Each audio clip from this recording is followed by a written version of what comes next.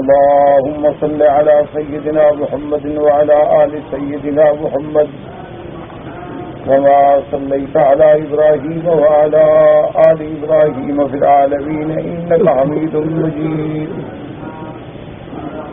قال الله تبارك وتعالى في كلامه المجيد: أعوذ بالله من الشيطان الرجيم. بسم الله الرحمن الرحيم. فلا تحسبن الله مخلف وعده رسله إن الله عزيز ذو انتقام. يوم تبدل الأرض غير الأرض والسماوات وبرزوا لله الواحد القهار. سورۃ ابراہیم علیہ السلام میں ان آیات مبارکہ میں اللہ تبارک و تعالی نے اپنے وعدے اور مشرکین، کفار، مکذبین، متکبرین کے انجام کے بارے میں ذکر فرمایا ہے. جیسا کہ الحمدللہ ہم پڑھ چکے ہیں یا سن چکے ہیں کہ اس سے پہلے سیدنا ابراہیم علیہ السلام کا قصہ تھا. کیونکہ مشرکین مکہ کا بھی یہ دعویٰ تھا کہ ہم ملت ابراہیمی پر ہیں، جیسے یہود بھی یہ دعویٰ کرتے تھے اور نصرانی بھی یہ دعویٰ کرتے تھے کہ ہم سب جو ہیں ملت ابراہیم علیہ السلام کے. اسی لیے میں نے عرض کیا تھا کہ جتنے باطل فرقے ہیں وہ کسی نہ کسی کی پشت میں، کسی نہ کسی کی پناہ میں آ کے لوگوں کو گمراہ کرتے ہیں. اب مشرکین مکہ ہے، بظاہر انہوں نے بھی اللہ کے کعبے کی پناہ لی کہ ہم تو کعبے کے مجاور ہیں، نحن الحمص، ہم تو حمص ہیں، اللہ کے کعبے کے خدمت گزار ہیں، اور ہماری ذمہ داری ہے زمزم، سقایا، کعبۃ اللہ کا غلاف، کعبۃ اللہ کی صفائی، کعبۃ اللہ کی نگرانی. اور اس کے علاوہ ہم تو بالکل سیدنا ابراہیم علیہ السلام کے مسلک کے مطابق کعبے کا طواف بھی کرتے ہیں، اور ہم صفا مروہ دوڑتے ہیں، احرام باندھتے ہیں، حج کرتے ہیں، عقیقہ کرتے ہیں، ختنہ کرتے ہیں. تو ہم کیسے گمراہ ہیں؟ بعین ہی اسی طرح آج بھی آپ ذرا تھوڑی سی دیر کے لیے تصور کریں اور آنکھیں بند کر کے اپنے ملکوں میں نظر ڈالیں تو جتنے اہل بدعت ہیں وہ بھی کسی نہ کسی اولیاء اللہ کی مزار کے وارث بن کے بیٹھے ہیں کہ جی ہم تو اولیاء اللہ کے خادم ہیں، ہم تو حضرت محبوب سبحانی رحمت اللہ علیہ کے مجاور ہیں، ہم حضرت جیلانی رحمت اللہ علیہ کے مجاور ہیں، ہم حضرت علی حجویری رحمت اللہ علیہ کے مجاور ہیں، ہم حضرت فرید الدین شکر گنج رحمت اللہ علیہ کے مجاور ہیں، حضرت معین الدین چشتی رحمت اللہ علیہ، حضرت نظام الدین اولیاء رحمت اللہ علیہ کے مجاور ہیں، ان کے خاندان سے ہیں، ان کے خدمتگار ہیں، ان کے خلفاء ہیں. ہم کیسے گمراہ؟ کبھی بھی باطل اپنے آپ کو، اپنے دعاوی باطلہ کو سامنے رکھ کے کسی کو گمراہ نہیں کر سکتا. کبھی بھی دودھ اور پانی علیحدہ علیحدہ نہیں بیچا جا سکتا، البتہ پانی کو دودھ میں ملا دیا جاتا ہے. تو اللہ تبارک و تعالیٰ نے قرآن پاک کی کئی سورتوں میں سیدنا ابراہیم علیہ السلام کا قصہ ذکر فرمایا اور صاف تصریح فرمائی کہ ما کان ابراہیم یہودیا ولا نصرانیا، اور ظالمو ابراہیم تمہارے طریقے پہ نہیں تھا، ولکن کان حنیفا مسلما وما کان من المشرکین، وہ تو سب سے رخ موڑ کے ایک اللہ کے ماننے والا تھا، وہ تو ہرگز مشرکین میں نہیں تھا. تو اس سورۃ مبارکہ میں بھی اللہ تبارک و تعالی نے حضرت ابراہیم علیہ السلام کی اس دعا کو ذکر کیا کہ رب اجعل ھذا البلد آمنا، اللہ اس بلد کو امن والا بنا. وجنبنی وبنی ان نعبد الاصنام، اور اللہ مجھے بھی اور میری ذریت کو بھی اصنام بتوں کی عبادت سے محفوظ رکھنا۔ تو اللہ تبارک و تعالی نے حضرت ابراہیم علیہ السلام کی ان دعوات مبارکہ، ان دعوات مستجابہ کا ذکر فرما کہ مشرکین مکہ پہ رد کیا کہ تم تو بت مقابلۃ اللہ میں رکھے ہوئے ہو، اور ابراہیم علیہ السلام تو بتوں کی عبادت سے پناہ مانگ رہے ہیں، تم کیسے ابراہیم کے طریقے پہ ہو؟ جتنے اولیاء اللہ گزرے ہیں، حضرت جیلانی ہوں یا حضرت سبحانی ہوں یا حضرت نظام، ساری زندگی انہوں نے دعوت توحید دی، اور تم ان کی مزاروں پہ سجدے کر کے منتیں مان کے غیر اللہ کو پکار کے چڑھاوے چڑھا کے شرک کر رہے ہو، اور دعویٰ کرتے ہو کہ ہم ان کے مجاور ہیں۔ یہ تو بالکل وہی دعویٰ ہے جیسے مشرکین مکہ نے کیا۔ تو سیدنا ابراہیم علیہ السلام نے دعا مانگی کہ یا اللہ ان بتوں کی وجہ سے، غیر اللہ کی عبادت کی وجہ سے بہت لوگ گمراہ ہو گئے۔ میرا مولا جنہوں نے میری پیروی کی وہ تو میرے ہیں ہی ہے، لیکن جنہوں نے نافرمانی کی آپ غفور ہیں، رحیم ہیں، بخش دیں، ہدایت دیں، تو آپ سے کون پوچھنے والا؟ اور پھر سیدنا ابراہیم علیہ السلام کا وہ واقعہ ذکر کیا گیا کہ ابراہیم علیہ السلام کا نام لینا تو آسان ہے، اولیاء اللہ کے نام پہ دودھ پینا تو آسان ہے اور حلوے کھانا تو آسان ہے، قربانی دینا مشکل ہے۔ حضرت ابراہیم علیہ السلام نے دیکھو کیسے اللہ کے حکم کی اطاعت کی کہ آپ نے ایک شیر خوار بچے کو اور بیوی کو اللہ کے کعبے میں چھوڑ دیا،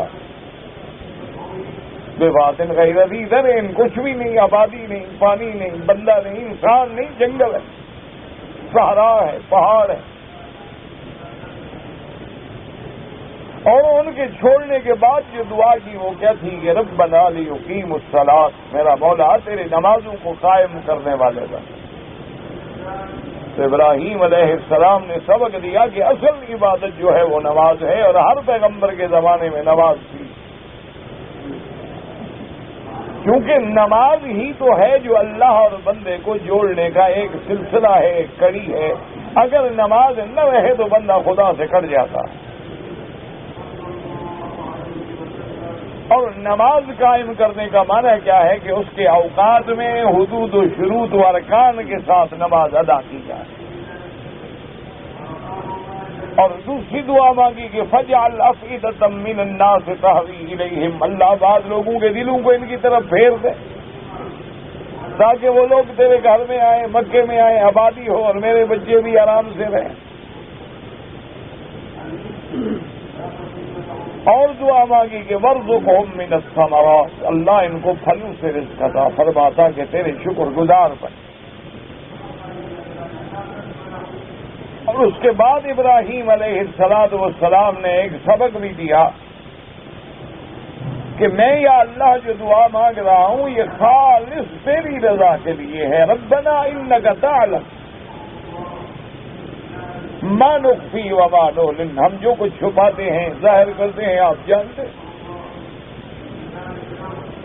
وما يخفى على الله من شيء في الارض ولا في السماء، اور میرا اللہ آسمان و زمین کے اندر کوئی چیز بھی نہیں جو تیرے آگے چھپی ہوئی ہے۔ تو میری کیفیت بھی تیرے آگے ہے، میرا دل بھی تیرے آگے ہے، میری دعا بھی تیرے آگے، میرا اخلاص بھی تیرے آگے ہے، میری صداقت بھی تیرے آگے۔ اور اس کے بعد پھر سیدنا ابراہیم علیہ السلام نے اللہ کی نعمتوں کا شکر ادا کیا کہ الحمدللہ الذی وہب لی علی الکبر اسماعیل و اسحاق، اللہ تیرا کروڑ کروڑ شکر ہے کہ تو نے بڑھاپے میں مجھے اولاد دی، اور اولاد بھی کیسی، اسماعیل و اسحاق علیہم السلام۔ تو ہمیں سبق دیا کہ دعا مانگنے کے آداب یہ ہیں کہ جب اللہ سے دعا مانگیں تو یقین سے مانگیں، اخلاص سے مانگیں، حمد و ثنا سے مانگیں، اور اللہ کی نعمتوں کا شکر ادا کریں۔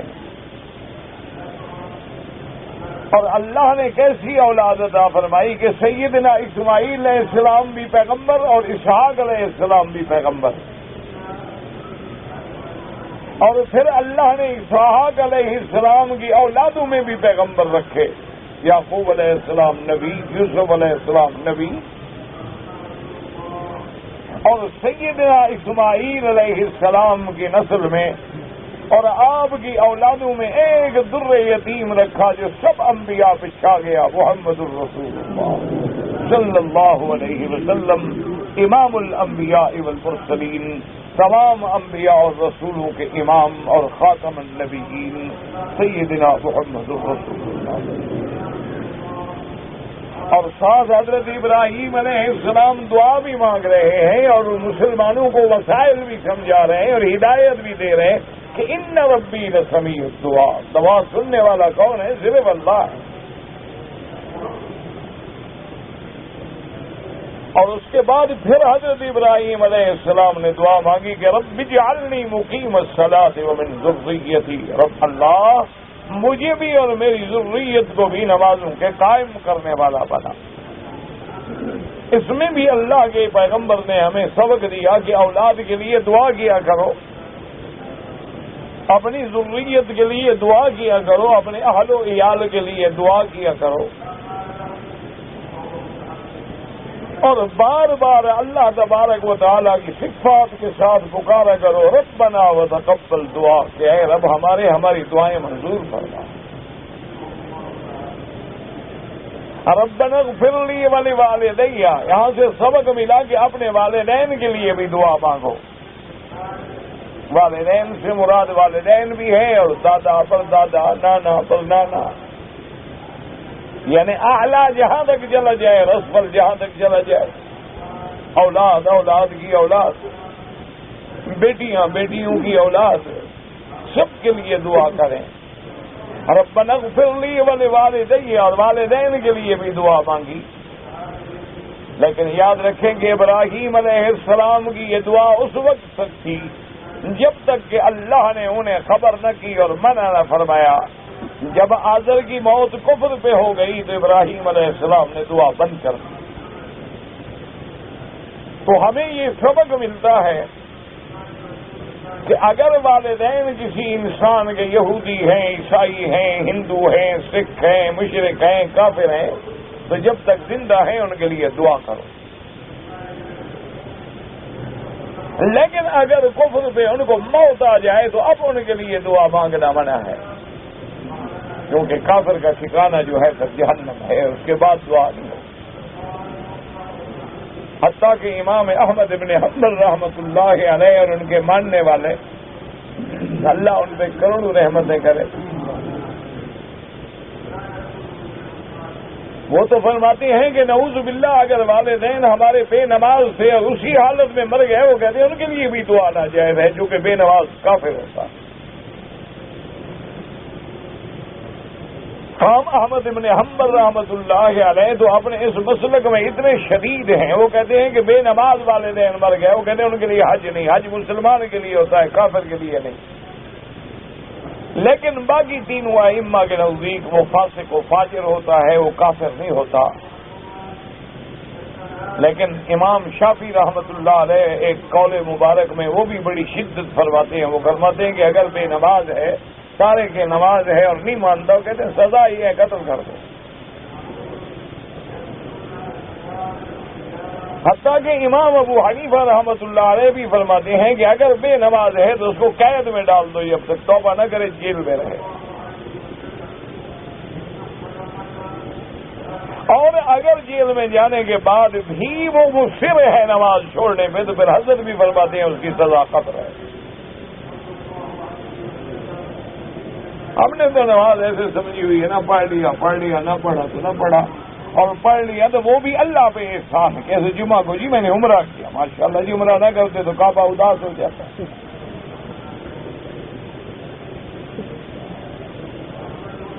بھئی نماز تو اللہ کے فرائض میں ہیں، شرائع میں ہیں، حکم ہے، بندگی کی علامت ہے، اللہ سے جوڑنے کا ایک سلسلہ ہے۔ اور اس کے بعد سیدنا ابراہیم علیہ السلام نے دعا مانگی وَلِلْمُؤْمِنِينَ، یہ سبق دیا کہ جب تم دعا مانگو تو تمام عالم اسلام کے مومنوں کے لیے، ایمان والوں کے لیے دعا مانگو، کیونکہ اصول یہ ہے کہ مومن جو ہے وہ بھائی ہوتا ہے۔ اللہ تبارک و تعالیٰ نے ایمان کا ایک رشتہ رکھا ہے، انما المؤمنون اخوۃ، تو ہر مسلمان ایک دوسرے کے لیے دعا مانگے۔ اور اگر مسلمانوں پہ کوئی مصیبت آئے، ابتلا آئے، امتحان آئے، جیسے آج اس دور میں عالم اسلام اور امت محمد مصطفیٰ صلی اللہ علیہ وسلم عجیب امتحانوں سے گزر رہی ہے، امت پہ تیری آ کے عجب وقت پڑا۔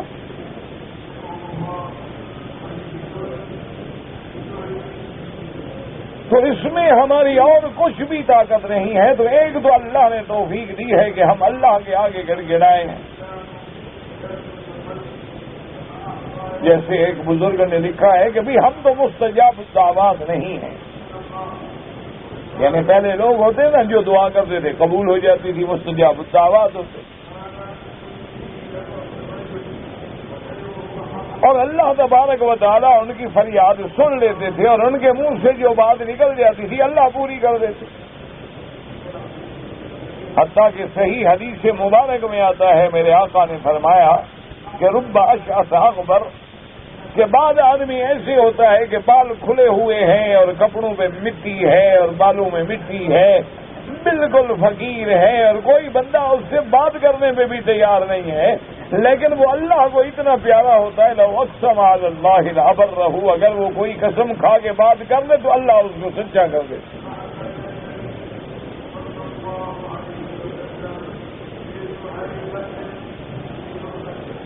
تو وہ لوگ جو ہیں وہ تو مستجاب الدعوات ہوتے تھے۔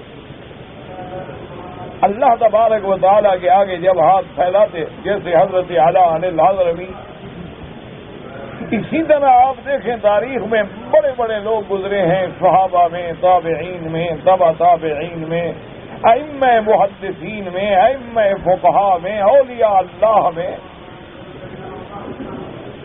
بس اللہ کے آگے ہاتھ اٹھائے اور کام ہو جاتا تھا۔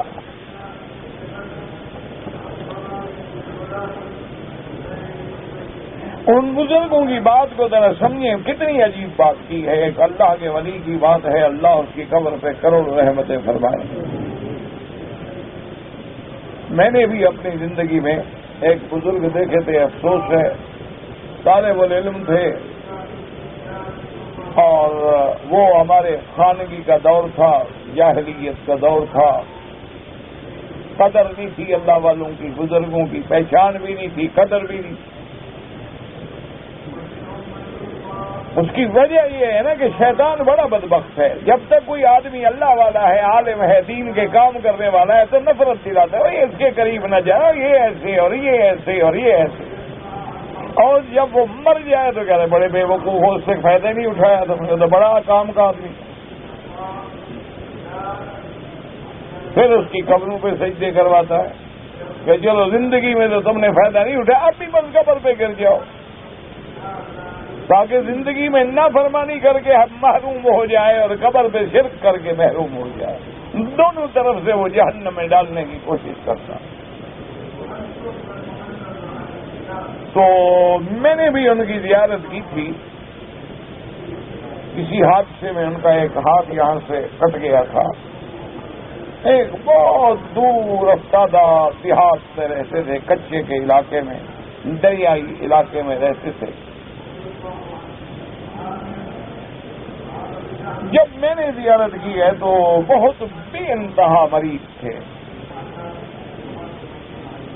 صاحب فراش تھے، بہت زیادہ ہمت ہوتی تو پیچھے سے خادم کوئی سرانہ رکھ دیتے یا پکڑ کے ٹیک لگا لیتے، تھوڑی سی دیر بیٹھ جاتے۔ تو میں ایک دوست کے ساتھ، میں نہیں جانتا تھا، لیکن ایک دوست کے ساتھ انہوں نے کہا چلو یار ایک بزرگ کے پاس میں جا رہا ہوں، تم بھی چلو، تو وہاں چلے گئے۔ بالکل سادہ سے فقیر آدمی سے، چادر کرتا، سر پہ کپڑے کی ٹوپی، خیر بہرحال ان کی بڑی لمبی تفصیل ہے، لیکن میں نے یہ دیکھا الحمدللہ کہ جو بندہ بھی ان کی خدمت میں آیا ہمارے بیٹھے بیٹھے، وہ ایک ہی ہاتھ سے دعا کرتے تھے، بس ہاتھ کیوں اٹھاتے تھے تو آنسو گرنے شروع ہو جاتے. اتنا طبیعت پہ رقت تھی اور اتنا طبیعت پہ اثر تھا کہ بس ایسے ہاتھ اٹھایا اور ابھی دعا شروع ہی نہیں کی اور رونا شروع کر دیا، اور جو سامنے بیٹھے وہ بھی رونے شروع.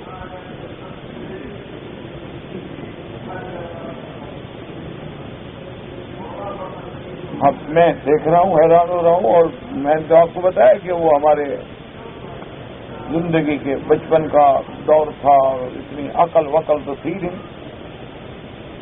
عقل تو اب بھی پتہ نہیں ہے اب کہاں سے عقل آ گئی ہے. اللہ اکبر. لیکن مجھے عجیب ہو کہ یار یہ لوگ کیوں روتے ہیں، کیا ہو جاتے ہیں ان کو؟ اگر حضرت بھی رونا شروع کر دیتے ہیں، کوئی بات تو ہے ہی نہیں.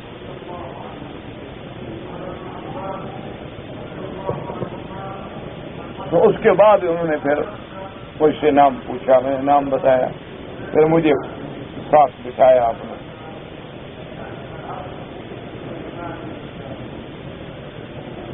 اب میں بڑا حیران کہ بھئی یہ سارا جہان جو ہے وہ نیچے بیٹھا ہوا ہے، میں کہتے ہیں میرے ساتھ بیٹھو. اور پھر کہا کہ پتہ ہے میں تمہاری عزت کیوں کر رہا ہوں؟ مجھے تو پتہ نہیں، تو آپ کے والد صاحب کی وجہ. تم تو بچے ہو لیکن تمہیں دیکھ کے مجھے تمہارے والد یاد آتے. اس کے بعد میرا بھی ایک کام تھا، میں نے بھی کہا میرا ایک کام ہے، مشکل سا مسئلہ ہے، وہ حل نہیں ہو رہا. کہنے لگے فقیرہ ہم تو اللہ سے دعا مانگیں گے، حل کرنے والی تو اس کی ذات ہے. تو اگر حل نہ ہو تو یہ گھبرانا نہیں، بس حل نہ ہونے میں وہ راضی ہے. اب دیکھا نہیں ہے اگر ہم مسلمان مٹ رہے ہیں، مٹانے پہ شاید وہ راضی ہے، اس کی حکمت ہے. آمنا باللہ. بچے چیخ رہے ہیں، عورتیں تڑپ رہی ہیں، زندہ آگ میں جل رہے ہیں. چلو ہماری دعاؤں میں تو خلوص نہیں ہوگا، لیکن جو مر رہے ہیں ان کی دعا تو دل سے نکلتی ہوگی. لیکن اس کی شان ہے آمنا باللہ، ہر چیز قضا و قدر. بہرحال اللہ پاک ان کی قبر پہ رحمت فرمائے. میں کافی عرصہ ہوا وہ بزرگ فوت ہو گئے. کہنے لگے ہم تو دعا کریں گے. اب جو دعا کی تو اب میں بھی رونے لگ گیا. کہ میں ایسا آدمی نہیں تھا رونے والا. مولوی ایسا کچا نہیں ہوتا، نہ وہ کسی کا موت ہوتا ہے جلدی سے. 1000 مرید بن جائے نا وہ آسان ہے، ایک مولوی کو سیدھا کرنا بہت مشکل ہے. اس کے دماغ میں اپنا ایک خناس ہوتا ہے نا کہ میں عالم ہوں، مولوی ہوں، پڑھ لکھا ہوں. وہ مرے تو سیدھا ہو. جب تک اس کے اپنے دماغ میں وہ کھڑا ہے کہ میں پڑھا ہوا، میں مولوی اور میں فلانا، وہ سیدھا کیسے ہو؟ اس لیے لاکھ آدمی سیدھا کر لو گے، ایک مولوی سیدھا کرنا مشکل. تو اب جب حضرت نے دعا شروع کی نا، وہی کہ اچھا بیچاروں کا ہاتھ اٹھایا اور رونے لگے. اب میری بھی آنسو آ گئے. اس کے بعد ہم نے اجازت مانگی. مجھے یاد ہے حضرت نے مجھے 10 روپے بھی دیے تھے. کہنے لگے آپ جا رہے ہیں، روٹی نہیں کھاتے تھے، میری طرف سے کہیں کھانا کھا لیں. اللہ کی شان ہے جناب. میرے خیال میں وہاں سے چل کے ہمیں بھی 4 یا 6 گھنٹے لگے ہوں گے. ہم سکھر جا رہے تھے، سکھر پہنچا مجھے فون آ گیا کہ آپ کا کام ہو گیا، جس کی مجھے امید ہی نہیں تھی کہ کبھی ہوگا. تو وہ لوگ تو چلے گئے، اب کہاں جائیں ہم؟ جب تھے تو قدر ہی نہیں تھی. تو اس لیے ان بزرگوں نے ایک بڑی عجیب بات کی. انہوں نے کہا کہ ہم تو مستجاب الدعوات ہیں نہیں، لیکن تہجد کا وقت تو مستجاب الدعوات ہے نا. نے کہا ہم تو مستجاب الدعوات نہیں ہیں، کیونکہ نہ ہمارا کھانا حلال ہے، نہ کپڑے حلال ہیں، نہ پینا حلال ہے. لیکن اللہ کے نبی فرماتے ہیں کہ یہ آخری حصہ جو ہے رات کا، آخری ثلث اللیل، ینزل ربنا تبارک و تعالی، اللہ پاک عرش سے آسمان دنیا میں تشریف لاتے ہیں، کما یلیق بشانہ، اور کہتے ہیں حل من مستغفر، ہے کوئی معافی مانگنے والا؟ تو اس لیے اس وقت کو ضائع نہ کرو میرے نوجوان عزیزوں، میرے بچوں، میرے بھائیوں، میرے بزرگوں، یہ تہجد کی وقت جو ہے نا اس کو ضائع نہ کرو۔ پتہ نہیں دنیا میں کتنے دن ہمارے باقی ہیں زندگی کے، کتنی راتیں اور ہم نے جینا ہے۔ وَمِنَ اللَّيْلِ فَتَهَجَّدْ بِهِ نَافِلَةً لَكَ، اور اس وقت اپنے اللہ سے گڑ گڑا کے دعا مانگو، اور رو رو کے دعا مانگو، عاجزی سے دعا مانگو، تضرع سے دعا مانگو، درود پاک پڑھ کے دعا مانگو، اللہ کی حمد و ثنا کے بعد دعا مانگو، اور لمبی لمبی دعا مانگو، اور ایسی یقین ہو جائے کہ بس اب لے کے جانا ہے۔ اور تمام عالم اسلام کے مسلمانوں کے لیے دعا مانگو، حضور کی امت کے لیے دعا مانگو، جیسے کہ ابراہیم علیہ السلام نے دعا مانگی وَلِلْمُؤْمِنِينَ یوم یقوم الحساب۔ ان تمام آیات مبارکہ کے بعد مشرکین مکہ کے بارے میں اللہ نے ارشاد فرمایا تھا جو آپ نے پڑھا ہے۔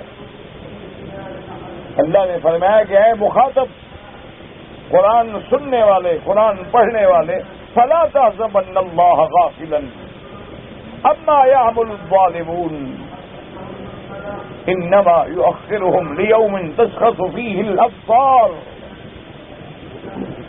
کہ اے مخاطب تم یہ گمان نہ کرو نعوذ باللہ کہ اللہ غافل ہے، اللہ کو پتہ نہیں ہے کہ کافر کیا کر رہے ہیں اور مسلمانوں پہ کیا ظلم و ستم ہو رہے ہیں۔ یہ گمان نہ کرنا، اللہ غفلت سے پاک ہے، اللہ نسیان سے پاک ہے، اللہ سب جانتے ہیں۔ میرا مولا سب جانتے ہو تو پھر ان بدبختوں کو اتنی مہلت کیوں دی ہے؟ فرمایا میری حکمت ہے، کبھی میں دنیا میں عذاب دیتا ہوں اور کبھی عذاب مؤخر کر دیتا ہوں، لیوم تشخص فیہ الابصار، اس دن کے لیے جس دن آنکھیں پھٹی کی پھٹی رہ جائیں گی، اس دن پھر ہم عذاب، ضروری نہیں کہ میں دنیا میں بھی عذاب دوں، کبھی کبھی نمونہ دکھا دیتے۔ اور اس قیامت والا دن کیسے ہوگا کہ مہطعین مقنعی رؤوسہم،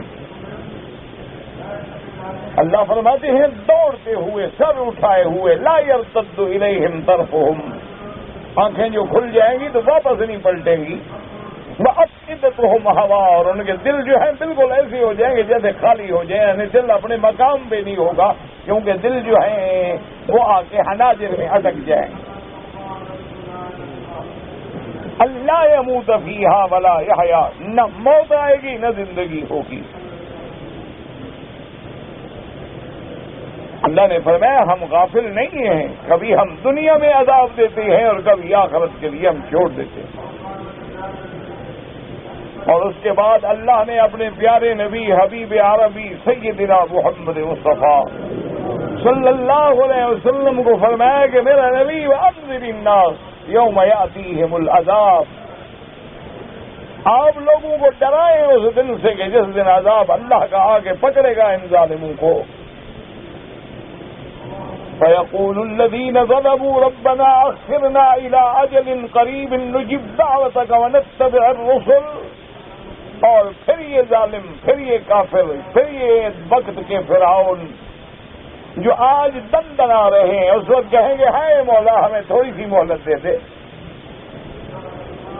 مولا کریم ہمیں ذرا ایک موقع تو دے دے، ہم تیری فرمان کو اتباع کریں گے اور تیرے پیغمبروں کی بات مانیں گے۔ اللہ تبارک و تعالیٰ فرمائیں گے ملائکہ کی زبان سے کہ اولم تکونوا اقسمتم من قبل ما لکم من زوال، ظالموں تم تو کہتے تھے کہ ہمارے پاس ہمیشہ یہ طاقت رہے گی، ہمارے پاس ہمیشہ یہ قدرت رہے گی، قوت رہے گی، ہم جس کو چاہے مٹا دیں، لیکن تم یہ بھول گئے کہ تم سے پہلے بھی بڑی بڑی قوتیں گزر چکی ہیں، قوم عاد گزری ہے، قوم سمود گزری ہے، قوم لوط گزری ہے، قوم فرعون گزری ہے، عرب باعدہ گزرے ہیں، اور زمانے کی بڑی بڑی قوتیں گزری ہیں اور بڑے بڑے رومن امپائر گزرے ہیں، لیکن ان کا نتیجہ کیا نکلا؟ کیف فعلنا بہم وضربنا لکم الامثال، اللہ نے فرمایا کیسے ہم نے ان کے ساتھ کیا کیا کہ آج ان کا نام ملتا ہے، اور وہ بھی اللہ اگر قرآن میں نام نہ لیتے تو کسی کو پتہ بھی نہ ہوتا کہ وہ قومیں کدھر گئے۔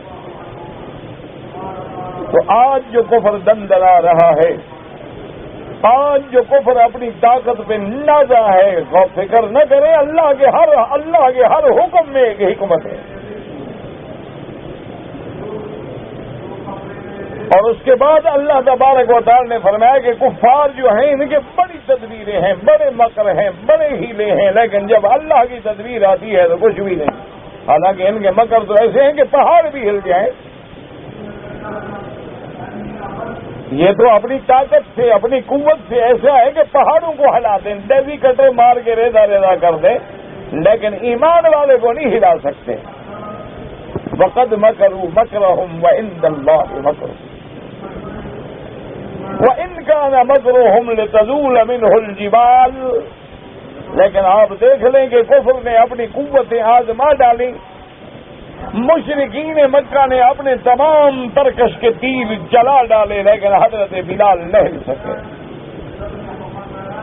حضرت صہیب اپنے ایمان سے نہ ہل سکے۔ ایک عورت ہے بی بی نے ابی جہل نے لعنت اللہ علیہ نے ظلم کی انتہا کر دی۔ یہ نہ سمجھے کہ آج کا ظالم ظلم کرتا ہے، ظالم ظالم ہوتا ہے جس دور میں بھی ہو، وہ تاتاری ہو، وہ ہلاکو ہو، وہ جنگیز ہو، وہ منگول ہو، ظالم ظالم ہوتا ہے۔ اسی لیے دعا ہے کہ ربنا لا تجعلنا فتنة للقوم الظالمین۔ تو بی بی سمیہ رضی اللہ تعالی عنہ اندازہ کریں ایک عورت ہے، ایک عورت کا کیا مقابلہ ہے، اور ابھی جہل نے اپنی تمام دوستوں کو کھڑا کیا ہے اور حکم دیا کہ ایک اس عورت کے دونوں ٹانگوں میں رسے باندھ کے اور وہ اونٹوں سے باندھ دیے جائیں، اور جب میں اشارہ کروں تو اونٹوں کو دوڑایا جائے تاکہ عورت اندر سے ایسے دو ٹکڑے ہو جائے۔ تم تو کہتے ہو کہ ہمیں بڑی تکلیفیں آ رہی ہیں، دیکھو کیسی آزمائشیں آتی ہیں۔ آج آپ کہتے ہیں نا جی ہم میں تو آج زیادہ سے زیادہ کوئی مولوی، کوئی عالم، کوئی پیر ہوگا، اس وقت تو خود محمد الرسول اللہ موجود ہے صلی اللہ علیہ وسلم۔ اس وقت تو امام الانبیاء والمرسلین خود موجود ہے، صدیق و عمر موجود ہے، عثمان و علی موجود ہے، رضوان اللہ علیہم اجمعین، اور بی بی سمیہ کے ٹانگوں میں رسے ڈالے جا رہے ہیں۔ اور وہ اس بی بی کے ایمان کی قوت کو دیکھیں گے لتزول منہ الجبال، لیکن بی بی نہیں ہلی، اس وقت بھی کہتی اشہد ان لا الہ الا اللہ واشہد ان محمد رسول اللہ۔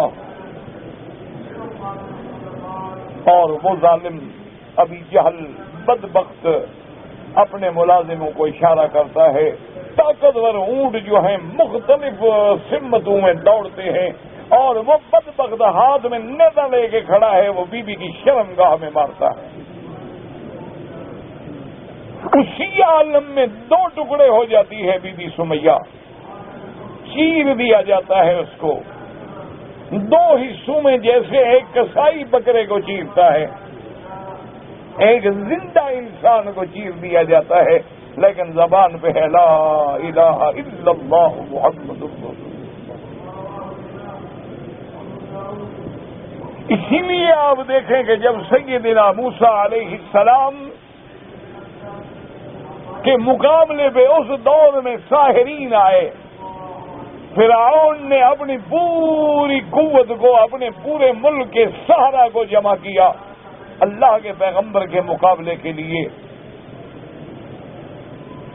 اور ساحروں نے آ کے اپنا سحر، اپنا جادو اس دور میں پیش کیا، اور ساری دنیا جو ہے وہ دنگ رہ گئی، حیران ہو گئی کہ اتنا بڑا جادو کہ 70,000 سانپ زمین پہ دوڑ رہا ہو تو آدمی دیکھ کے حیران، ایک سانپ کو دیکھو تو سارا مجمع بھاگ جائے۔ ایک سانپ ہو نا جی، پہلے ہم جب پڑھتے تھے نا مدرسوں میں، تو کسی مطلب جلسے کو خراب کرنا ہو نا تو 2-3 سانپ ربڑ والے لے آتے تھے، ہوتے تھے چھوکرے تھے، شرارتی تو تھے، انہوں نے کہا کوئی سید تو ہے نہیں تھے، تو بلوچ تو بس جناب 2-3 جگہ لڑکوں کو کھڑا کر دیا، شوں کر کے ڈالا، وہ سارا مجمع بھاگ گیا، ہے ربڑ کا تھا۔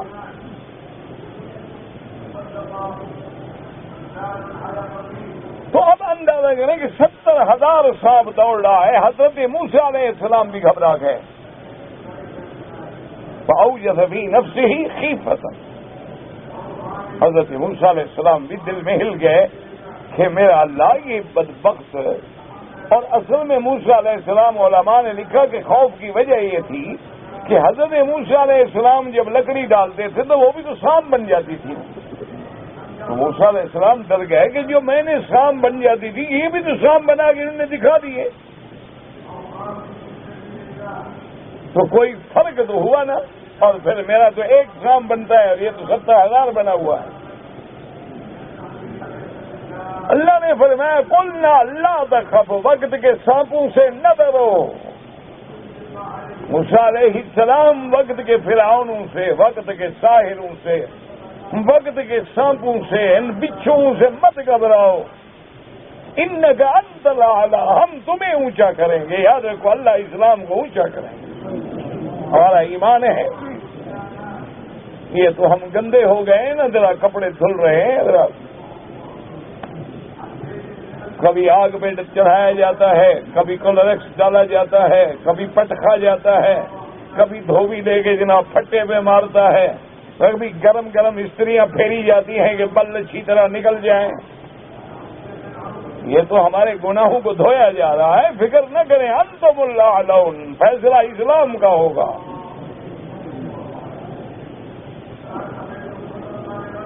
آپ حیران ہوں گے کہ جب مسلمانوں پہ ایک وہ دور بھی گزرا ہے، ظلم ہو رہے تھے، تو اس ظلم کا عالم یہ تھا کہ جب ٹینک چلتے تھے تو مسلمانوں کے خون سے بھر کے رک جاتے تھے، لاشیں آگے آ جاتی تھی۔ اس دور میں ایک شاعر تھے، مر گئے، اس نے عجیب بات لکھی تھی کہ ظلم پھر ظلم ہے، بڑھتا ہے تو مٹ جاتا ہے۔ اس نے بڑی ایک عجیب بات لکھی تھی کہ ظلم پھر ظلم ہے، بڑھتا ہے تو مٹ جاتا ہے، اور خون پھر خون ہے، بہتا ہے تو جم جاتا ہے۔ اللہ مسلمانوں کے خون کو رائے گاہ نہیں کرتے، یاد رکھو، لیکن عالم اسلام کی تو تاریخ یہی ہے، کبھی ہم بی بی سمیہ کا خون دیکھتے ہیں، کبھی بلال کا خون دیکھتے ہیں، کبھی حسین کا خون دیکھتے ہیں۔ یہ عالم اسلام کی تاریخ ہے، گھبرائیں نہیں، قطعاً افتراق میں نہ پڑیں، فتنے میں نہ پڑیں، جھگڑے میں نہ پڑیں، اللہ پہ ایمان رکھیں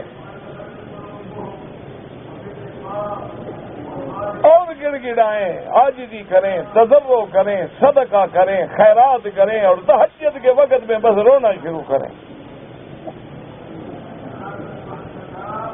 سب بگڑی بن جائے گی۔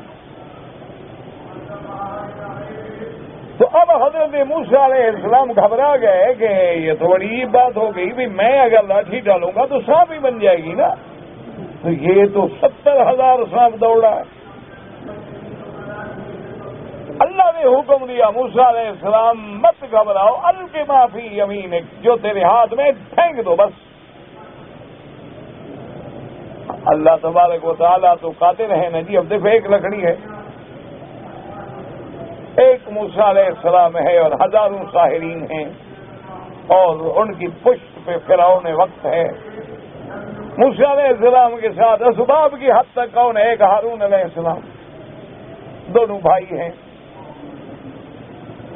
اور ہاتھ میں ہتھیار کون سا ہے جناب؟ نہ کوئی میزائل ہے، نہ ٹیکنالوجی ہے، لکڑی ہے، ایسا۔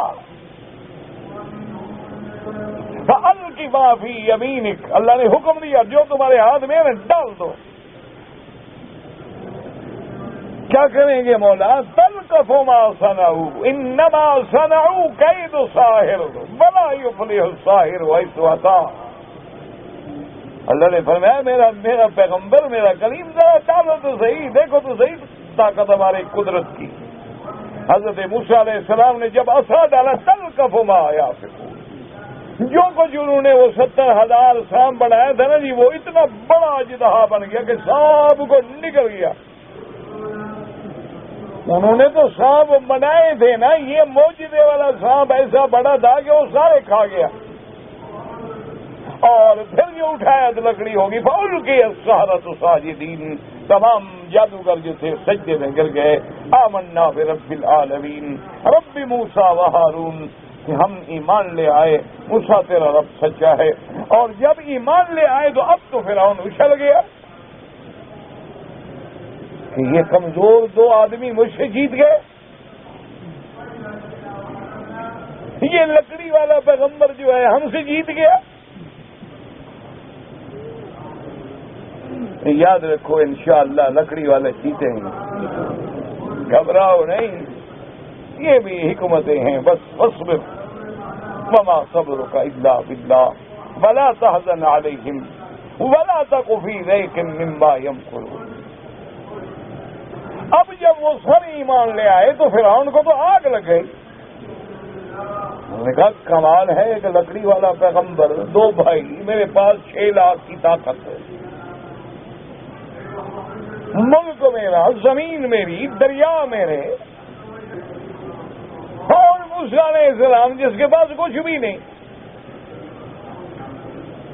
تو اب جادوگروں کی طرف پلٹا اور کہا کہ اچھا معلوم ہوتا ہے کہ تم نے آپس میں مل کے کوئی سازش کی تھی، ورنہ ایسے تو نہیں ہو سکتا۔ لَأُصَلِّبَنَّكُمْ فِي جُذُوعِ النَّخْلِ، میں تم سب کو پھانسیوں پہ لٹکاؤں گا، کیونکہ فرعون کی عادت تھی، وہ ظالم تھا نا جی، تو لوگوں کو پھانسی پہ لٹکا دیتا یا دیواروں میں چنوا دیتا، دیوار کے ساتھ کھڑے کر کے ہاتھوں میں اور پاؤں میں مسامیر میخیں لگا دیتا۔ اب آپ اندازہ کریں، جس کا ظلم بھی ہو، طاقت بھی ہو، قوت بھی ہو، لیکن پتہ ہے ایمان والوں نے کیا کہا؟ فَاقْضِ مَا أَنْتَ قَاضٍ، ہم نے کہا جو مرضی آئے کرو، انما تقضی هذه الحیات الدنیا، فرعون تم ہمیں اس دنیا میں سزا دے سکتے ہو، تکلیفیں دے سکتے ہو، ہمارا قتل کر سکتے ہو، پھانسیوں پہ لٹکا سکتے ہو، درختوں سے ہمیں لٹکا سکتے ہو، لیکن ہمیں اب اس کا کوئی فکر نہیں، ہمیں تو اگلے جہان کا فکر ہے۔ تو آخر اندازہ کریں، اس لیے اللہ فرماتا ہے کہ میرا بدری وَإِن كَانَ مَكْرُهُمْ لِتَزُولَ مِنْهُ الْجِبَالُ، کہ کافروں کی تدبیروں سے، ان کے مکر سے پہاڑ بھی ہل جاتے ہیں، لیکن ایمان والے نہیں ہلتے۔ اب اس کے بعد اس آیت میں جو ہم نے آج کے سبق میں پڑھی ہے، اللہ نے فرمایا میرا بدری محمد مصطفیٰ صلی اللہ علیہ وسلم، حضور کو خطاب ہو تو پھر ساری امت کو خطاب، فَلَا تَحْسَبَنَّ اللَّهَ مُخْلِفَ وَعْدِهِ رُسُلَهُ، میرا مدنی آپ ایسا گمان نہ کریں، اور امت مسلمہ مومنہ قرآن والو ایمان والو یہ گمان نہ کرو کہ اللہ اپنے رسولوں سے کیا وعدہ پورا نہیں کریں گے۔ یہ گمان نہ کرنا کبھی دل میں کہ کافروں کے پاس بڑی طاقت ہے، ہم مر گئے، یہ ہو گیا، اور اللہ نے جو وعدے کیے تھے یہ پتہ نہیں کب پورے ہوں گے۔ اللہ کا وعدہ کیا تھا کہ وَلَقَدْ سَبَقَتْ كَلِمَتُنَا لِعِبَادِنَا الْمُرْسَلِينَ إِنَّهُمْ لَهُمُ الْمَنْصُورُونَ وَإِنَّ جُنْدَنَا لَهُمُ الْغَالِبُونَ۔ اللہ نے فرمایا ہمارا فیصلہ ہو چکا ہے کہ اصل کامیابی جو ہے ہمارے پیغمبروں کی ہوگی، رسولوں کی ہوگی، ان کے ماننے والوں کی ہوگی، اور ہمارا لشکر جو ہے وہ غالب ہوگا۔ فَتَوَلَّ عَنْهُمْ حَتَّىٰ حِينٍ وَأَبْصِرْهُمْ فسوف یبصرون۔ اللہ نے فرمایا میرا بدری ابھی اعراض کریں، ایک وقت آنے دیں، آپ بھی دیکھ لیں گے اور یہ بھی دیکھ لیں گے کہ رب کا وعدہ کیسے سچا ہوتا ہے، اللہ کی مدد کیسے آتی ہے ایمان والوں۔ فلا تحسبن اللہ مخلف وعده رسلا ان اللہ عزیز ذو انتقام۔ اللہ غالب بھی ہیں اور اللہ تبارک و تعالی بدلہ دینے والے بھی ہیں۔ دعا مانگو کہ اللہ اپنی قدرت کا، اپنے غلبے کا، اپنے قہر کا نظارہ دکھا کے وقت کے ظالموں کو مٹا ڈالیں۔ اللہ اکبر، ورنہ قیامت میں تو ان کے لیے عذاب ہے ہی ہے نا۔ وہ دن کون سا ہوگا؟ یوم تبدل الارض غیر الارض والسماوات۔ اللہ نے فرمایا جس دن بدل دی جائے گی زمین اور دوسری زمین سے اور آسمان۔ یاد رکھیں اس میں دو قول ہیں علماء مفسرین کے۔ ایک قول تو یہ ہے کہ زمین آسمان ختم، نئی زمین اور آسمان پیدا ہوں۔ یہ جس زمین پہ ہم رہ رہے ہیں، یہ جو آسمان ہمارے اوپر یہ ختم ہو جائیں گے، جیسے کہ قرآن کہتا ہے آسمان پھٹ جائیں گے، آسمان جو ہے پھٹ جائیں گے، تارے گر جائیں گے، چاند سورج گر جائیں گے۔ تو علماء نے فرمایا کہ یہ زمین بدل جائے گی کہ ایک حدیث مبارک میں آتا ہے، حضور پاک نے فرمایا کہ قیامت والے دن جس زمین پہ حشر ہوگا وہ زمین چاندی کی طرح سفید ہوگی، اور ایک روایت میں ہے کہ میدے کی روٹی کی طرح سفید ہوگی، اور یہ بھی حضور نے فرمایا وہ زمین ایسی ہوگی جس پہ کسی بندے نے کبھی گناہ نہیں کیا ہوگا۔ وہ تو نئی زمین ہوگی نا، اس زمین پہ پھر ہم کھڑے ہوں گے جب حشر ہوگا، میدان ہوگا اور حساب ہوگا۔ اور بعض علماء فرماتے ہیں کہ یہ زمین جو ہے اس کی حالت کو، صفات کو بدل دیا جائے گا، ذات کو نہیں۔ کیا مانا کہ اس زمین میں اب تو بڑے بڑے درخت ہیں، دریا ہیں، سمندر ہیں، اللہ ترى فيها عوجا ولا امتا، اس زمین کو ایسے سیدھا کر دیا جائے گا کہ جیسے چمڑے کا بل نکالتا ہے نا موچی اس پر اور سیدھا ہو جاتا ہے، ایسے زمین سیدھی ہو جائے گی، کوئی آڑ، کوئی رکاوٹ، کوئی درخت، کوئی پہاڑ، کچھ بھی باقی نہیں ہوگا۔ اللہ ترى فيها عوجا، کوئی ٹیڑھا پن نہیں، ولا امتا، کوئی رکاوٹ۔ بہرحال دونوں باتیں مشکل نہیں ہیں، اللہ زمین ہی بدل دے یا صفات بدل دے، اور آسمان بھی بدل دیں گے۔ اسی لیے فرماتے ہیں وَبَرَزُوا لِلَّهِ الْوَاحِدِ الْقَهَّارِ، اور پھر ساری مخلوق جو ہے اس اللہ کے آگے جو ایک ہے، جو قدرت والا ہے، جو قہار ہے، جو قاہر علی کل شیء ہے، اس کے دربار میں پھر سب کھڑے ہوں گے، اور پھر اس دن اللہ تبارک و تعالی ان سے ان کے ہر عمل پر سزا دیں گے اور بدلہ لیں گے۔ دعا کریں کہ اللہ تبارک و تعالی تمام عالم اسلام پہ رحم فرما دے۔ اللہم ارحم امت محمد صلی اللہ علیہ وسلم، اللہم استر امت محمد صلی اللہ علیہ وسلم، اللہم اغفر امت محمد صلی اللہ علیہ وسلم۔ اور جو مسلمان ظلم و تشدد میں مارے گئے اللہ ان پہ کروڑوں رحمتیں فرمائے، اور پسماندگان پہ اللہ صبر جمیل عطا فرمائے، اور اللہ عالم اسلام کے ہر ملک کو، ہر بندے کو، ہر ذرے کو کفر کے فتنے سے، قوت سے، طاقت سے محفوظ فرمائے، اور اللہ اس بلد الامین کو قیامت تک ہر قسم کے فتنوں سے بچائے۔ ربنا تقبل منا انك انت السميع العليم وتب علينا انك انت التواب الرحيم۔ کہتا جی کہ بعض لوگ عمرے ویزے پہ آتے ہیں اور یہاں آگے چوری چھپے کمائی کرتے ہیں۔ مزدوری کرنا تو میرے بھائی حلال ہے، لیکن ایک اسلامی ملک ہے الحمدللہ، اس کے قانون کو توڑنا جو ہے وہ ناجائز۔ اس لیے ہمیشہ یاد رکھیں کہ اگر آپ عمرے پہ آئے عمرہ کریں، حج پہ آئے حج کریں، ورک پرمٹ پہ آئے ہیں کام کریں، اس ملک کے اسلامی قانون کو نہ توڑیں، کیونکہ اس قانون کو آپ تو سمجھتے یار ایک دو آدمی آنے سے کیا فرق پڑے گا، اسی طرح ایک دو کرتے کرتے لاکھوں ہو جاتے ہیں نا، تو پھر ان کا سنبھالنا، اور غیر قانونی لوگوں کا نہ پتہ ہے، نہ ایڈریس ہے، نہ معلومات ہیں، نہ ان کے کاغذات ہیں، نہ ان پر کسی کا کنٹرول ہے، وہ تو بالکل جدھر آیا منہ اٹھا کے چل پڑے۔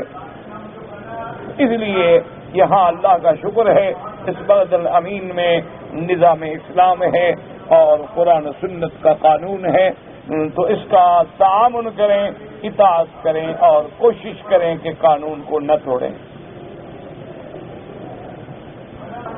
کہتے ہیں جی کہ جو نصیب میں لکھا ہے وہ تو ملے گا، لیکن یہاں مزدوری زیادہ ملتی ہے، ہمارے ملک میں کم ملتی ہے، یہی لکھا ہے،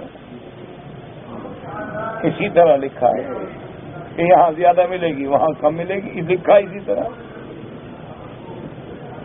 کہتے ہیں جی کہ حیض اور نفاس میں جو عورت ہے اور حافظ قرآن ہے تو کیا وہ یاد قرآن پڑھ سکتی ہے یا نہیں پڑھ سکتی؟ اس میں فقہا کا اختلاف ہے۔ امام احمد بن حنبل رحمۃ اللہ علیہ فرماتے ہیں کہ ایک ہے جنابت، کہ میاں بیوی لیٹے اور عورت ناپاک ہو گئی تو جنب کی حالت میں قرآن نہیں پڑھ سکتی، کیونکہ جنب سے پاک ہونا جو ہے اس کے اپنے ہاتھ میں ہے۔ 2 منٹ لگیں گے ہم انجائے غسل کر لیں، وہ تو 1 منٹ میں پاک ہو جائے گی، اس کو اپنے ہاتھ میں ہے نا اس کے، یہ تو نہیں کہ پڑی رہے اٹھے غسل کرے۔ لیکن حیض اور نفاس جو ہے وہ عورت کے ہاتھ میں نہیں، کیونکہ ایک عورت ہے 8 دن عادت ہے، 8 دن پورے ہوں تو بیچاری پاک ہو۔ ایک عورت ہے بچہ پیدا ہوا، بلیڈنگ ہو رہی ہے اور 40 دن تک چلی جاتی ہے تو 40 دن کے بعد پاک ہوگی، اتنے دیر میں تو اس کو قرآن بھول سکتا ہے، یا وہ مدرسہ ہے پڑھانے والی ہے تو بیچاری کیسے پڑھائے؟ تو اس لیے ان کے نزدیک حیض اور نفاس کی حالت میں وہ فرماتے ہیں قرآن کو ہاتھ نہ لگائے، قرآن کو نہ چھوئے، لیکن یاد جو ہے پڑھاتی رہے اور پڑھتی رہے۔ امام ابو حنیفہ رحمۃ اللہ علیہ اس مسئلے میں بھی بڑے سخت ہیں، وہ کہتے ہیں کہ نہیں، چونکہ اللہ کا قرآن ہے، اللہ کا کلام ہے، اس کی تلاوت کے لیے ہر حد سے پاک ہونا ضروری ہے، لہذا اگر کوئی مجبوری ہے تو ٹکڑے ٹکڑے کر کے لفظ بتاتی رہے شاگردوں کو، تاکہ وہ کہیں غلطی کریں تو ہاتھ کا اشارہ کر دیا یا کہہ دیا کل، تو وہ آگے سمجھ جائیں، لیکن پوری آیت نہ پڑھے، پوری آیت کی تلاوت نہ کرے جب تک کہ پاک نہ ہو جائے۔ بہرحال دونوں ائمہ کا اپنی اپنے دلائل ہیں، وہ علماء کا کام ہے کہ دلائل کو دیکھیں۔ کہتے ہیں جی کہ جو لوگ کسی کے موت پہ آتے ہیں تعزیت کے لیے، ان کے لیے کھانا پکانا بالکل ناجائز ہے۔ ایک ان کا آدمی مر گیا اور باقی رشتہ دار بھی آ کے سر پہ بیٹھ گئے کہ جی ہمارے کھانے کا بھی انتظام کرو، بالکل ناجائز ہے ان کے گھر سے کھانا کھانا 3 دن تک۔ 3 دن تک کے لیے شریعت کی ہدایت یہ ہے کہ جو ہمسائے ہیں وہ کھانا پکا کے اس پوسیدگی والے گھر میں بھیجیں، نہ کہ ان کے گھر سے کھانے کے لیے بیٹھ جاؤ، بالکل ناجائز ہے، قطعاً کھانا نہ کھلایا کریں، بلکہ ہر مسلمان کا یہ فرض ہے کہ جو ہمسائے میں ہیں، جن کو اللہ نے توفیق دی ہے، ان کے گھر میں کھانا پکا کے 3 دن تک بھیجتے رہیں، تاکہ وہ اپنے غم میں ہیں، پریشانی میں ہیں، کب کھانا پکائیں گے، کون سودا لائے گا۔ میرے بھائی بیمار ہیں، اللہ سب بیماروں کو شفا دے، اللہ ہماری باطنی ظاہری بیماریاں بھی دور فرما دے۔ کہتے ہیں جی کہ ایک صاحب نے لکھا ہے کہ جو ہمارے اجتماع میں نماز پڑھے 49 کروڑ کا ثواب ملتا ہے، تو اس سے پوچھو جس نے لکھا ہے، میرا کیا قصور ہے، ہر بات مجھ سے پوچھو، لکھا اس نے ہے، پوچھو مجھ سے۔ بھائی جس نے لکھا ہے وہ زندہ موجود ہے، اس سے پوچھ لو کہ بابا تم نے جو لکھا ہے وہ حدیث ہے، وہ تفسیر ہے، کوئی بات ہے، وہ آپ کو جواب دے گا۔ داڑھی رکھنا جو ہے بالکل ہر مسلمان کے لیے لازم ہے، اور بار بار کے منڈانے سے آدمی گناہ کبیرہ کا مرتکب ہوتا ہے اور فاسق ہو جاتا ہے، فاجر ہو جاتا ہے۔ اسی لیے حکم ہے کہ داڑھی منڈا امام نہ بڑھے اور داڑھی منڈا اذان بھی نہ دے، چونکہ وہ مرتکب کبیرہ ہے۔ باقی تمہاری مرضی ہے، تم جانو، تمہارا کام جانے۔ اگر ایک آدمی جدے میں رہتا ہے لیکن اس نے حج کا احرام مکہ سے آ کے باندھا ہے، دم پڑ جائے گی، اس کو احرام حد حرم سے باہر سے باندھنا چاہیے تھا، یا جدہ سے باندھ گیا تھا، یا مکہ آ گیا تھا کسی مجبوری سے تو پھر باہر چلا جاتا، مسجد عائشہ احرام باندھ کے چلا جاتا۔ میری شادی بالکل تیار ہے، لیکن میری جو ہونے والی بیوی ہے اس کا مطالبہ ہے کہ میں داڑھی منڈوا دوں، ایسی شادی نہ کرو تو بہتر ہے۔ یہ حضور صلی اللہ علیہ وسلم کے فرمان کے خلاف ہے۔ حضور نے فرمایا فاختر ذات الدین، کہ جب شادی کرو تو دین والی عورت سے کرو، بے دین عورت سے نہ کرو۔ ایک دوسری بات یہ ہے کہ ایک تو ہوتا ہے کہ چلو بندہ سمجھتا ہے کہ داڑھی نہ ہو، مجھے شوہر میرا جوان نظر آئے، فلاں ہے، لیکن اگر اس کو داڑھی سے نفرت ہو، وہ کہے کہ داڑھی تمہیں بری لگتی ہے، تو پھر ایمان ہی نہیں رہتا، نکاح ویسے ہے ہی نہیں، نکاح ویسے ختم ہو گیا۔ جب آدمی سنت پہ اعتراض کرے تو کافر ہو جاتا ہے، جب کافر ہو جائے تو مسلمان سے کافر عورت کا نکاح ہو ہی نہیں سکتا، اگر ہوا ہے تو ٹوٹ گیا۔ ایسی عورت کو گھر نہ ہوگی، آج کہے گی داڑھی منڈاؤ، پرسوں کہے گی مونچھیں منڈاؤ، ترسوں کہے گی وہ اپنا اوپر کی بھامیں منڈاؤ، پھر کہے گی یہ پپلیاں بھی نکال دو، بالکل باوے بن جاؤ، جوگی ہوتے ہیں، پتہ نہیں پھر کیا کیا منڈوائے۔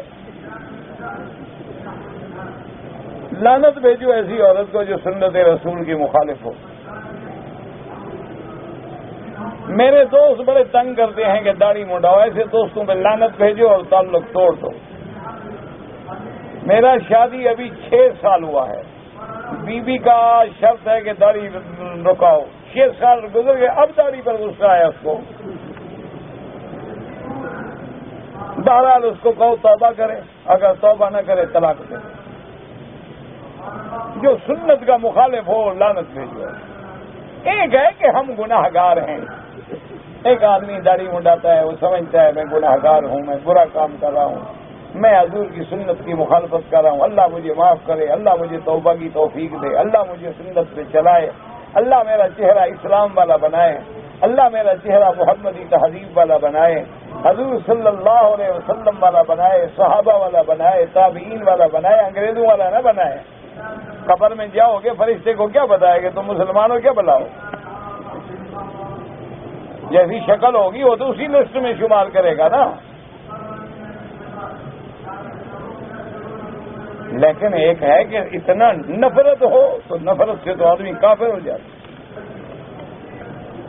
حضرت علی کہاں پیدا ہوئے؟ مکہ شریف میں، میں اس وقت ساتھ تھا، بلا کیا خیال ہے آپ؟ میں زچہ بچہ ہسپتال میں ڈاکٹر تھا۔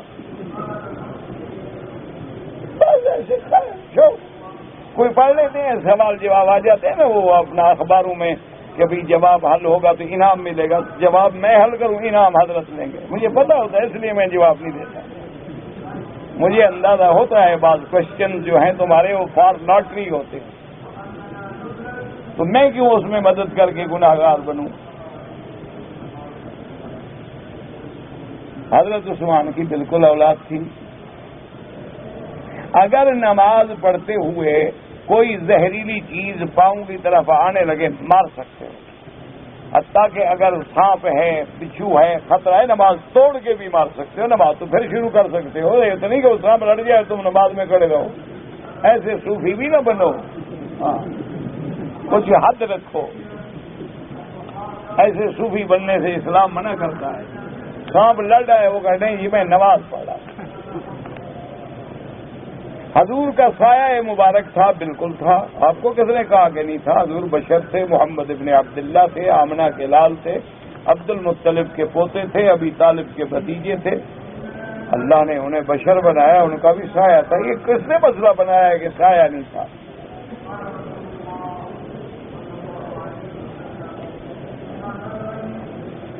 میں کارڈ خریدتا ہوں ٹیلی فون کے، پھر میں بیچتا ہوں 4 روپے زیادہ لے کر۔ آپ بتا دیں کہ میں نے اتنے کا خریدا ہے کیونکہ خرید کر کے لاتا ہوں، یہ میری مزدوری ہے، محنت ہے، ورنہ تم جا کے وہیں سے لے لو، بتا دو، کوئی حرج نہیں۔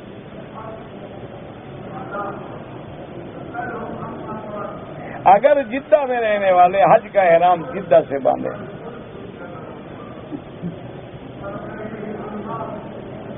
ایک آدمی عید کے دن قربانی ہوتی ہے، وہ عید والے دن روزہ رکھتا ہے، عید والے دن روزہ رکھنا حرام ہے، ناجائز ہے، کیسے روزہ رکھتا ہے؟ پاگل ہو گیا ہے۔ عید کے دن روزہ رکھنا حضور نے منع فرمایا ہے، عجیب بے وقوف ہے، عید کے دن روزہ رکھ رہا ہے۔ میری نواسی پیدا ہوئی ہے، پوچھا ہے کہ اس کا نام بتائیں، اس کا نام عتقہ تو نہیں ہوتا، عاتقہ تو ہوتا ہے، عین کے ساتھ، الف کے ساتھ نہیں ہوتا، عین کے ساتھ، عاتقہ، عارفہ، عاتقہ، عافیہ، جو بھی رکھو کوئی مرضی ہے، نام تم سے پوچھا، یہ بھی میری ڈیوٹی ہے تمہاری نواسیوں کے نام رکھتا رہوں۔ میرا نام تم نے رکھا تھا تو کوئی عقل کی بات پوچھا کرو نا، مجھے کوئی نوکر سمجھتے ہو، ڈیوٹی دیتا ہوں میں تمہاری۔ اللہ کے بندے کوئی نام رکھ لو، وہاں مولوی سارے مر گئے ہیں، نام بھی نہیں جانتے۔ لیکن تم نے اگر ماڈرنائز نام رکھنے ہیں تو پھر مونالیزا ٹھیک ہے، ڈیانا ٹھیک ہے، کیا خیال؟ کافروں والے نام رکھو، جب شکل کافروں والی، جین کافروں والی، لباس کافروں والا، بال کافروں والے، نام ہو بی بی فاطمہ، واقع ہے نام بھی پھر وہی کافروں والا سیدھا رکھو۔ یا مسلمان بنو یا کافر بنو، یا سراسر موم ہو جا یا سراسر سنگ ہو جا، یہ آدھا تیتر آدھا بٹیر اللہ کو پسند نہیں ہے منافق۔ جب تم نے بچی کے کمر اپنے بال کٹوانے ہیں اور جناب اس کا جین پہنانی ہے اور اسکرٹ پہنانا ہے اور اس کو تم نے ڈانس سکھانا ہے اور اس کو کلب بھجوانا ہے اور اس کو سارے ایٹیکیٹ بتلانے ہیں اور سوشل ورکر بنانا ہے، این جی اوز میں نوکریاں کروانی ہے، نام بھی وہی کافروں والے رکھو۔ پھر بی بی فاطمہ کے نام کو ذلیل نہ کرو، بی بی عائشہ کے نام کو بدنام نہ کرو، بی بی خدیجہ کے نام کو خراب نہ کرو، پھر وہی نام رکھو اور وہ نام رکھنے والے تمہیں بہت مل جائیں گے۔ اگر کوئی آدمی قرآن مجید پڑھنے کے بعد دعا کرے کہ اللہ فلاں فلاں فوت ہونے والوں کو ثواب